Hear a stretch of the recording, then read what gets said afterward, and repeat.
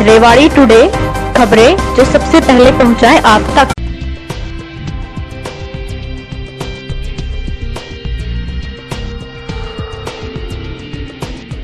मैं निशा मीना रेवाड़ी टुडे की तरफ से आप सभी का स्वागत करती हूं। डीसी आज करेंगे व्यापारिक संगठन पदाधिकारियों के साथ बैठक। लॉकडाउन 4 के दौरान बाजार खोलने की गाइडलाइन पर होगा विचार विमर्श। उपायुक्त ने कहा कि बुधवार दोपहर 12 बजे कैंप कार्यालय में व्यापारिक संगठनों के पदाधिकारियों को विचार विमर्श के लिए आमंत्रण किया गया है। उपायुक्त ने कहा कि व्यापारिक संगठनों के पदाधिकारियों से विचार विमर्श करने के उपरांत लॉकडाउन 4 के दौरान बाजार खोलने को लेकर जिला प्रशासन द्वारा गाइडलाइन जारी कर दी जाएंगी। उपायुक्त लॉकडाउन 4 के दौरान बाजार को खोलने को लेकर 20 मई बुधवार को शहर के व्यापारिक संगठनों के पदाधिकारियों के साथ बैठक करेंगे। बैठक में व्यापारियों के साथ बाजार खोलने को लेकर विस्तार से विचार विमर्श होगा।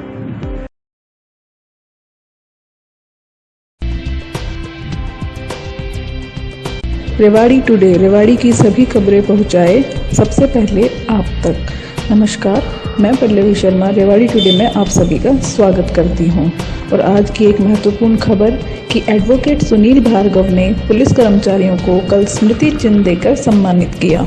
इस अवसर पर डीएसपी राजेश ने कहा कि ऐसे सम्मान से हमारी हिम्मत कई गुना बढ़ जाती है। सुनील भार्गव ने कहा कि पुलिस इस महामारी में 24 घंटे हमारी सेवा करने में जुटी हुई है। जहां एक तरफ हम सब अपने परिवार के साथ समय व्यतीत कर रहे हैं, वहीं दूसरी तरफ पुलिस कर्मचारी हमारी सुरक्षा में अपना जीवन दांव पर लगाकर मजबूती के साथ हमारी रक्षा कर रहे हैं। ऐसे में हमें चाहिए कि हम अपने घर में रहकर बच्चों में पुलिस जैसी बलिदान की भावना पैदा करें। समाज सेवी सुनील भार्गव ने कहा कि इस महामारी के माहौल में हमें ज़रूरत है कि हम अपने बच्चों को एक सच्चे पुलिसकर्मी की तरह निर्भीक व देशभक्त बनाएं। इस अवसर पर सदर थाना एसएचओ मनोज कुमार ने सह पुलिसकर्मियों का हौसला बढ़ाते हुए कहा कि हमारे साथ 130 करोड़ भारतवासियों का आशीर्वाद है, जो हमें इस मुश्किल की घड़ी में कार्य करने की हिम्मत दे रहा है। इस अवसर पर अन्य पुलिसकर्मी भी वहीं मौजूद थे। पुलिस को सम्मानित करने के विषय को लेकर हमारे एसएसपी टाइम्स के संपादक पवन कुमार ने एडवोकेट सुनील भार्गव से मुलाकात की। आइए देखते हैं क्या कहते हैं सुनील भार्गव जी। चालू हो गया है, लग गया है एक तरह से, और हम देख रहे हैं कि पिछले लगभग अब एक सप्ताह से काफ़ी सक्रिय नज़र आ रहे हैं। खासकर आप पुलिस विभाग में कुछ दिलचस्पी ज़्यादा दिखा रहे हैं। उनकी सुविधाओं के लिए आपने ग्लव्स बांटे, और अब भी सुना है कि आपने सदर थाना के जो पुलिस अधिकारी हैं और जो पुलिस कर्मचारी हैं उनको भी आपने सहयोग किया है। तो आप बताएंगे इस बारे में। पुलिस कर्मचारी जितने भी जिले के पुलिस कर्मचारी हैं, इस बड़ी महामारी के अंदर वो देश की रक्षा कर रहे हैं, हम लोगों की रक्षा कर रहे हैं।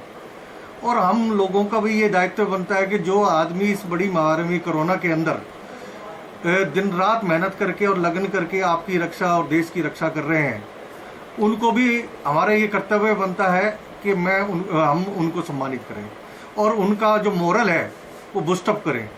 तो इसी कड़ी के अंदर मैंने थाना सदर के अंदर से डीएसपी श्री राजेश लोहान जी को, सदर एसएचओ श्री मनोज कुमार जी को, रविंद्र कुमार इंस्पेक्टर को, एएसआई, हेड कांस्टेबल स्टाफ पूरा, मुंशी उस सदर थाने का, और जितने भी नाका हैं उनके सभी कर्मचारियों को मैंने सैनिटाइज करके गमछे और स्मृति चिन्ह भेंट किए हैं, ताकि उनको जो हमारी ये रक्षा कर रहे हैं उनका मोरल बूस्टअप हो।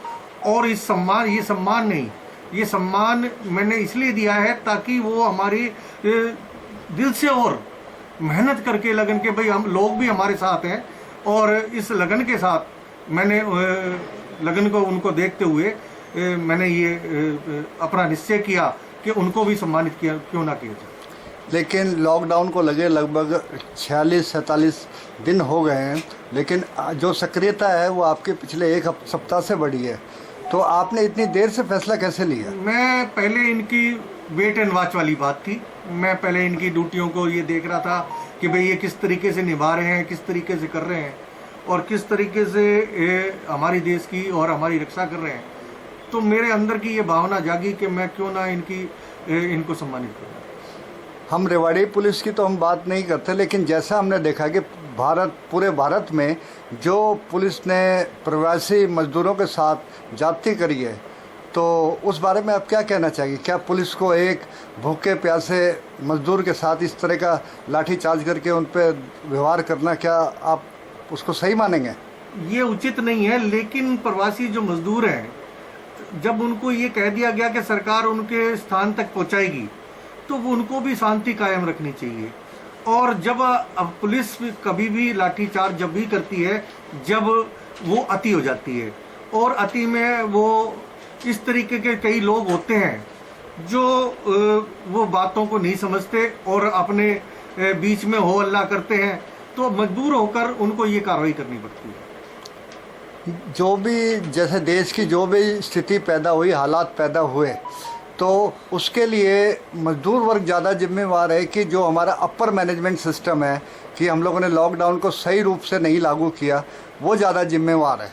आप किसको ज़्यादा जिम्मेवार मानते हैं? लॉकडाउन होने से पहले लोगों को आगाह करना चाहिए था और ये बताना चाहिए था कि हम इस तारीख से लॉकडाउन करेंगे, और जो भी लोग अपने घरों को जाना चाहते हैं वो अपने इच्छा अनुसार अपने घरों को चले जाते, या हमारा जो मोटिवेशन था, मोटिवेट करते कि भाई इस तारीख से ये लॉकडाउन लागू होगा और आप जो भी है, आप जैसे भी चाहें अपने स्थान को जाना चाहें वहाँ चले जाएं, या आप एक स्थान पे रहें और हम ये चीज़ प्रोवाइड करेंगे। तो एक मानसिक रूप से प्रिपेयर करना चाहिए था और उसके बाद लॉकडाउन लगाना चाहिए था। यानी आप मानते हैं कि जो केंद्र सरकार ने जो शुरू में गलती करी, उसका हर्जाना आज मजदूरों को भरना पड़ रहा है। इस बात से आप लगता है सहमत है? केंद्र सरकार की भी ये मजबूरी रही है कि इस महामारी को देखा कि भाई इतनी ज़्यादा से कहीं लोगों में ना फैल जाए, तो उनकी मजबूरी के कारण उन्होंने ये लॉकडाउन तुरंत उन्होंने एक्शन लेना पड़ा और लॉकडाउन करना पड़ा। जैसा कि हमने अनुमान लगाया कि हम लोग चाइना, अमेरिका, इटली इनको फॉलो कर रहे थे। जो जो सिस्टम कोरोना के महामारी के समय में जो जो उन्होंने लागू किया था, उसी सिस्टम को हम भारत में लागू करने का प्रयास कर रहे थे, ऐसा मेरा मानना है। लेकिन जो इन देशों से जो अलग चीज़ थी वो हमारे यहाँ पे बेरोजगारी की समस्या थी, और मजदूर जो एक राज्य से दूसरे राज्य में काम करने के लिए गए हुए थे, वो समस्या दूसरे जगह इतनी ज़्यादा नहीं थी। और फिर फाइनेंशियली वो लोग स्ट्रॉन्ग है, वो हर तरह की प्रॉब्लम को फेस करने में ऐसी फाइनेंशियल वाली कोई प्रॉब्लम नहीं आएगी उनके साथ, लेकिन हमारे साथ ऐसी थी। क्या सरकार इस बारे में, सरकार को अंदाज़ा नहीं था? सरकार को अंदाज़ा लगाना चाहिए था, और सरकार को इस बात का अंदाज़ा था कि भाई जो भी बेरोजगार हैं या प्रवासी मजदूर हैं या मजदूर जो काम करने एक प्रदेश से दूसरे प्रदेश में आए हैं, उनको अगर ये लॉकडाउन इतने दिन तक रहता है तो उनके रहने की, खाने की व्यवस्था और इस तरह की और बच्चों के उनके खाने की और रहने की व्यवस्था भी सरकार ने सोचना चाहिए था। जो उन्होंने उन्होंने किया तो सही सरकार ने, लेकिन लेट उनके बारे में सोचा, जिससे कि ये अव्यवस्था फैल गई। अगर यही व्यवस्था अगर पहले तरीके से उनके मानसिक स्थिति को बनाए रखने के लिए और उनको ये पहले मोटिवेट करते, तो ये स्थिति इतनी नहीं बिगड़ती।